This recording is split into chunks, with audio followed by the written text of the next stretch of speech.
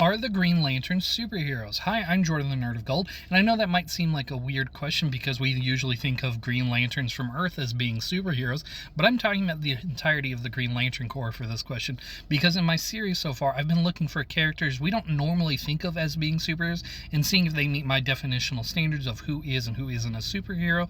And I mentioned that I think the Jedis are pretty similar to the Green Lanterns, and so I wanted to explore that by actually applying this to the Green Lantern Corps as a whole. So, as a whole, number one, do the Green Lanterns have power/skill? Now, in this case, I'm not going to count their rings as a power. I think that's actually going to fall under themed gear/weapons because it's considered the most powerful weapon in the universe. But I will say a number of Green Lanterns do have specialized skills from their own culture, whether we're talking about doctors, engineers, scientists, warriors. Tons of them are already very good at whatever it is they do to overcome great fear or do better for their society. So yes, I'm going to say that they do have enough skills to count on that front. Because, I mean, Hal Jordan was just one of the world's greatest test pilots. He wasn't anything else before he became a Green Lantern. Number two, do they have secret identities? Based on evidence from my recent deep dive into Geoff Johns' Green Lantern era and a little bit beyond, and my knowledge of just reading comics in general, I'm going to go with no. Most of the Green Lanterns do not appear to have any kind of secret identities.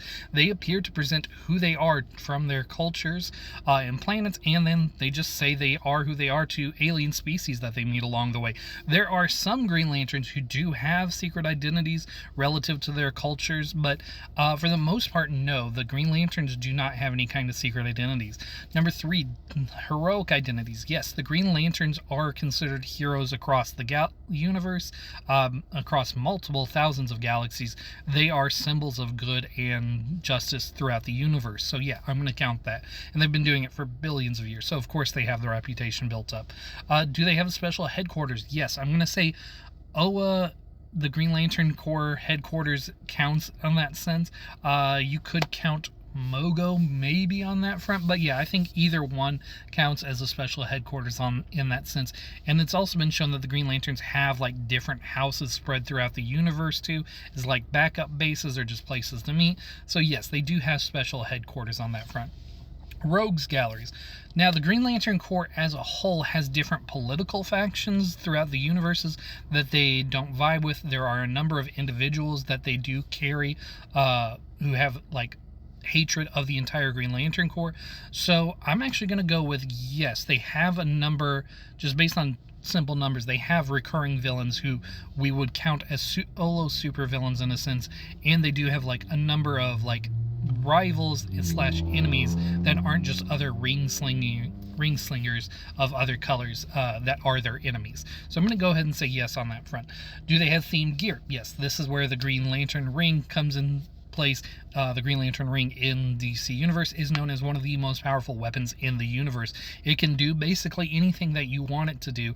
All you have to do is have the willpower to control it. So next, for the people.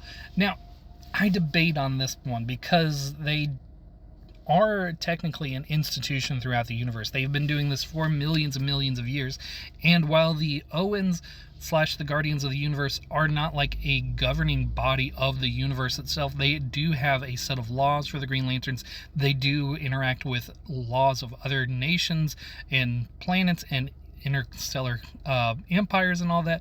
So it does seem that they are an institution, a political institution that would count as like a government mandate.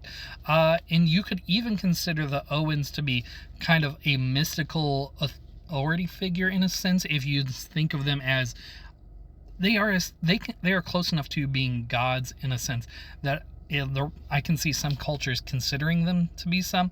So you could either consider them a government mandate or a divine mandate. Either way, I do think that disqualifies the Green Lanterns for the most part as being for the people because they are part of an institution that has been helping the universe for billions and billions of years. So yeah, I'm going to say no. Even though individual Green Lanterns will occasionally do their own things, for the most part, the Green Lantern Corps, no.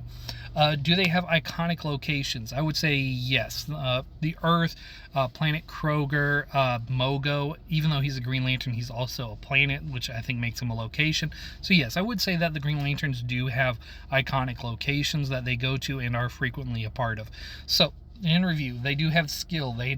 They have skill, they have a heroic identity, they have the special HQ, they have the rogues galleries, they have themed gear, and they have iconic locations. So that gives them 6 out of 8 points on that front for being superheroes. So yes, I would say, even though they do have some things against them as far as thinking about them as superheroes, for the most part, the Green Lanterns do qualify as superheroes, even though they're lacking a couple of the points. So yeah, the Green Lantern Corps as a whole count as superheroes, whereas like the Jedi and Starfleet captains don't. Let me know, do you think I'm right or wrong in my assessment? Am I giving too much favor in one area versus another?